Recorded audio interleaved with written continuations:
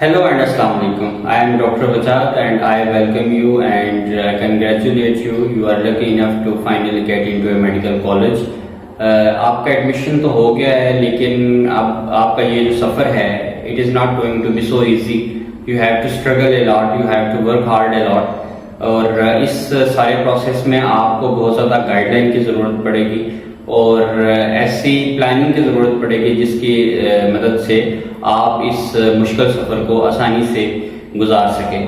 तो मैंने ये वीडियो इसलिए बनाई है ताकि आप को इस सफ़र के बारे में और ख़ास तौर पर जो फर्स्ट ईयर MBBS है उसके बारे में आपको गाइडलाइन प्रोवाइड की जाए और आपको एक प्लान दिया जाए कि किस तरह से आपने इस सफ़र को तय करना है. तो ख़ास तौर पर जो इसमें फर्स्ट ईयर MBBS है उसके अंदर देखा गया है कि MBBS के बाकी सालों की निस्बत सबसे ज़्यादा सप्लीज इस साल के अंदर आती हैं और उसकी बेशुमार रीजंस हैं.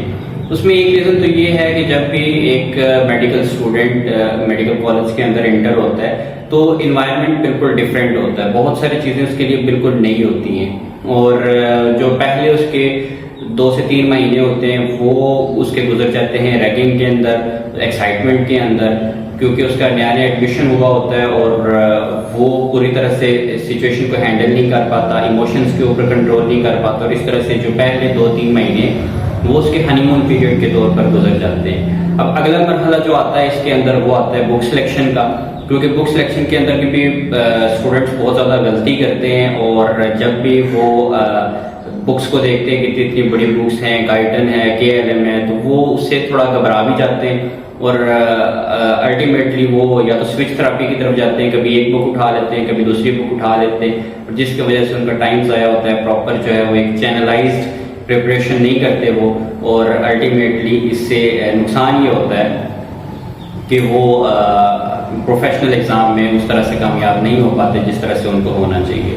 तो इस वीडियो को बनाने का मकसद ये है कि मैं आपको प्रॉपर तरीके से गाइड कर सकूं कि आपने फर्स्ट ईयर ऑफ MBBS में किस तरह से सर्वाइव करना है, कि सारे मुश्किलात को, सारे चैलेंजेस को आपने उनसे निपटना भी है और आपने अपनी जो परफॉर्मेंस है उसको भी बेहतर करना है. तो पहली तो चीज़ ये है कि आपका एडमिशन हो गया है, आप अल्लाह का शुक्र अदा करें कि आप इतने लकी ज़रूर हैं कि आपको इस मकसद के लिए, इस काज के लिए अल्लाह पाक ने चूज़ की है. दूसरी बात ये है कि अब आपने अपने इमोशंस के ऊपर और अपनी एक्साइटमेंट के ऊपर थोड़ा सा कंट्रोल करना है और बहुत ज़्यादा एक्स्ट्रा करिकुलर एक्टिविटीज़ में इंडल्ज नहीं होना, क्योंकि ये एक्स्ट्रा करिकुलर एक्टिविटीज़ इस लेवल के ऊपर आपको नुकसानदेह आपके लिए साबित हो सकती हैं, क्योंकि still you are a sort of immature medico और आपको बड़ा फोकस्ड होके इस साल को गुजारना है ताकि आपका फर्स्ट प्रोफेशनल एग्जाम जो है वो क्लियर हो जाए. उसके बाद आप ट्रैक के ऊपर आ जाएंगे, उसके बाद चीज़ों को मैनेज करना, सॉर्ट आउट करना वो फिर आपके अपने हाथों में आ जाता है.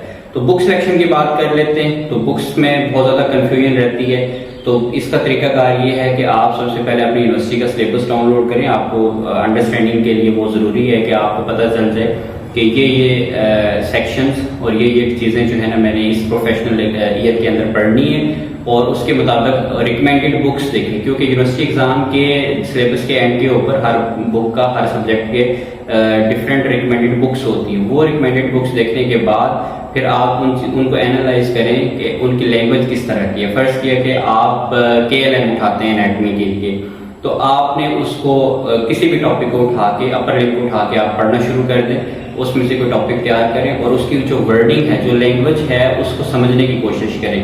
फिर सेम टॉपिक आप BD 84 से करने की कोशिश करें और उसकी वर्डिंग को समझने की कोशिश करें कि उसने किस अंदाज से लिखा है और उसकी वोकैबुलरी है, उसकी जो लैंग्वेज है वो कितनी टफ है और आपको कौन सी लैंग्वेज सूट कर रही है, कौन सी जो किताब है वो आपको बेहतर अंडरस्टैंडिंग प्रोवाइड कर रही है.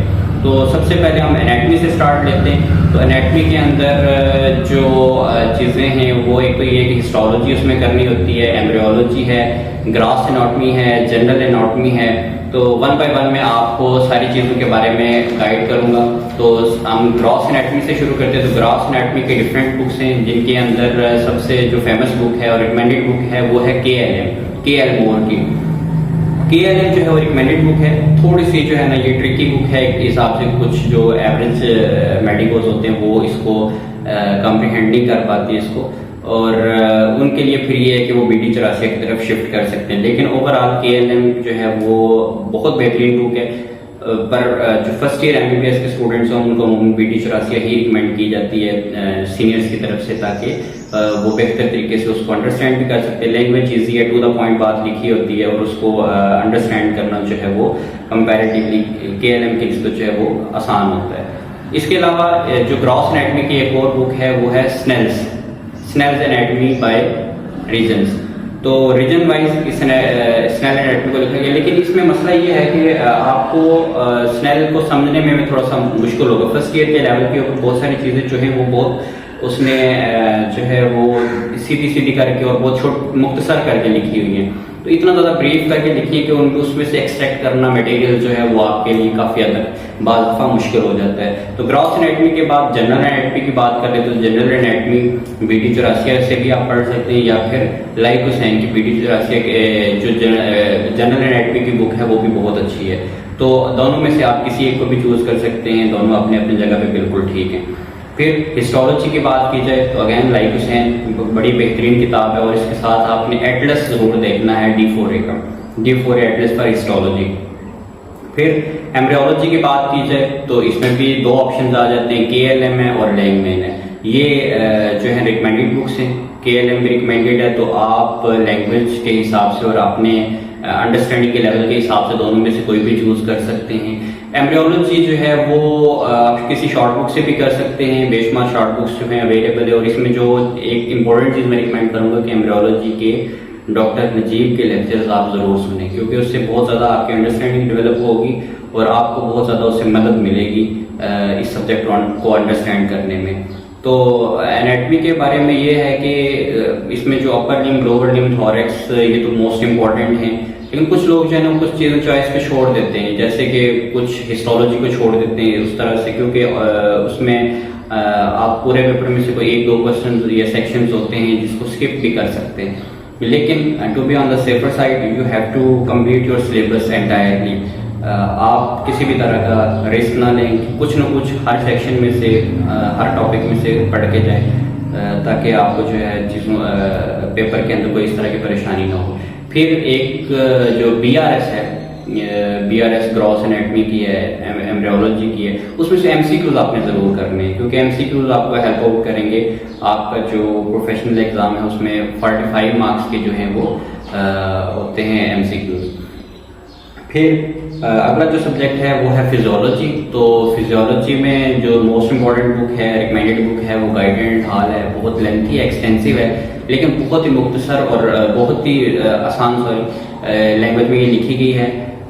उसकी वो अंडरस्टैंड करना बहुत ज़्यादा आसान है, एक स्टोरी की तरह लिखी गई है। एक बात को काफ़ी दफ़ा रिपीट भी किया जाता है, तो आप उसको पढ़ते चले जाते हैं और जो इम्पोर्टेंट बातें उसको हाईलाइट करके अंडरलाइन करके आगे बढ़ते चले जाते हैं, तो वो चीज़ें खुद ब खुद आपको याद होना शुरू हो जाती है। तो गाइड एंड हॉल बहुत अच्छी बुक है, ज़रूर पढ़नी है और बेशक जो है वो आप फिरदौस की तरफ बाद में शिफ्ट हो जाएंगे, साथ साथ टेस्ट के लिए फिरदौस पढ़ें, लेकिन एक अंडरस्टैंडिंग डेवलप करने के लिए और अच्छे कॉन्सेप्ट्स के लिए आपको गाइड एंड हर सूरत में पढ़नी पड़ेगी और पढ़नी चाहिए।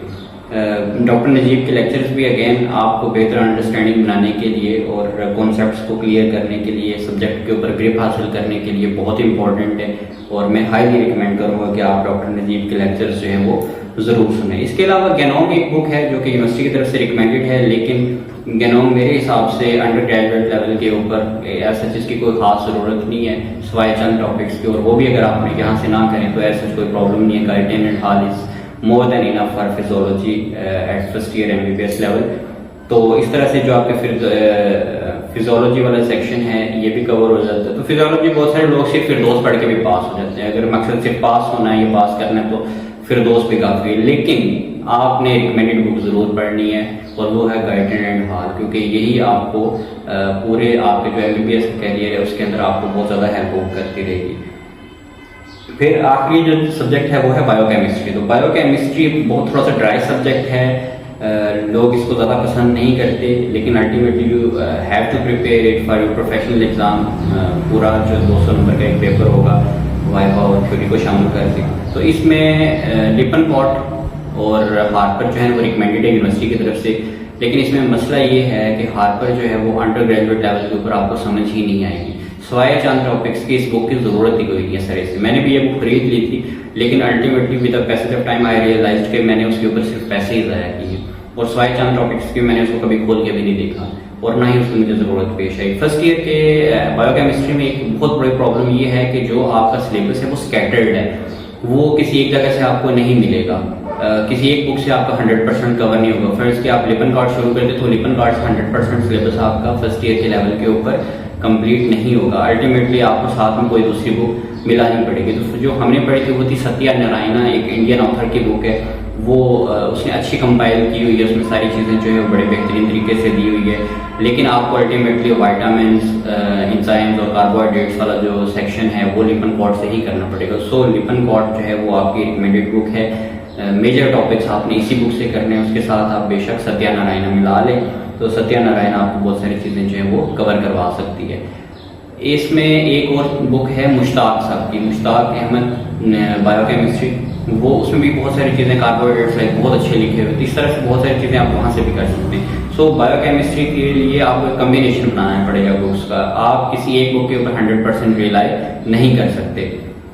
लेकिन एक चीज़ याद रखें कि आपने स्विच थेरेपी को अवॉइड करना है बाकी सब्जेक्ट्स में। बायोकेमिस्ट्री के लिए तो चलो आपके पास चॉइस है कि आप 2 किताबें मिला के पढ़ सकते हैं, कवर कर सकते हैं अपने सिलेबस को, लेकिन जो बाकी सब्जेक्ट्स हैं फिजियोलॉजी या एनाटॉमी के हवाले से, तो उसमें आपने कोशिश ये करनी है कि जब एक बुक आपने डिसाइड कर ली तो फिर उसी से पढ़ना है, उस बार बार बुक चेंज नहीं करनी है। ऐसा ना हो कि आप एम्ब्रियोलॉजी KLM से शुरू करें और हफ्ते बाद आपने लैंगमैन उठाई हो और फिर दोबारा से आप शिफ्ट हो जाए महीने बाद KLM के ऊपर। उससे फिर नुकसान ये होगा कि आपको रिवीजन करने में काफ़ी ज़्यादा दुश्वारी का सामना करना पड़ सकता है। तो टिप ये है कि आपने वो बुक सेलेक्ट करनी है जो आपको बेहतर अंडरस्टैंडिंग दे, आपके कॉन्सेप्ट्स क्लियर करे, आपको आपके मेयार के मुताबिक आपको वो सारा नॉलेज सिलेबस के अकॉर्डिंग जो है लिटरेचर को सारा प्रोवाइड करे। और सबसे इम्पोर्टेंट चीज़ ये कि आपने ऐसी बुक सेलेक्ट करनी है जो कि एंड के ऊपर आप रिवाइज कर सकें। आपने ऐसी बुक सेलेक्ट नहीं करनी कि जो आप रिवाइज ही नहीं कर सकें और अल्टीमेटली आपको खसारे का सामना करना पड़े। तो बुक वो होनी चाहिए जिसको आप एंड के ऊपर रिवाइज कर सकें, आपकी उसके ऊपर कमांड अच्छी हो, ग्रिप अच्छी हो, ताकि आपको आखिर के ऊपर किसी तरह की मुश्किल का सामना ना करना पड़े। तो ये थी बुक्स के हवाले से गाइडलाइन। बाकी फर्स्ट ईयर MBBS के लेवल के ऊपर मेरा यही मशवरा है कि आप फोकस स्टडी करें, प्लानिंग के साथ चलें, सीनियर्स की गाइडलाइन के ऊपर चलें, और वो सीनियर जो कि आपको बेहतर और अच्छे तरीके से गाइड कर सकता है उसके पास आपने जाना है। और इसमें बहुत ज़्यादा इंडल्ज नहीं होना इधर उधर की एक्टिविटीज़ के अंदर। एक दफ़ा आपका फर्स्ट प्रोफेशनल एग्जाम क्लियर हो गया, फिर आप ट्रैक के ऊपर आ जाएंगे और बाकी जो आपका सफ़र है MBBS के जो जर्नी होगा वो स्मूथली रन करेगा। लेकिन अनफॉर्चुनेटली अगर आपकी एक दफ़ा सप्ली फर्स्ट ईयर में आ गई तो फिर ये एक विशियस साइकिल होता है जो कि स्टार्ट हो जाता है और फिर ये साइकिल पूरे 5 साल तक चल सकता है। सो इस चीज़ को आपने अवॉइड करना है और वो नौबत ही नहीं आने देनी कि वहाँ तक बात पहुँचे कि आपकी सप्ली आए और खुदा न खास्ता फिर आपको वो सारा कुछ फेस करना पड़े जो कि आपको नहीं करना चाहिए। तो that's it from this video, from this guideline video. Doctor विदात साइनिंग ऑफ।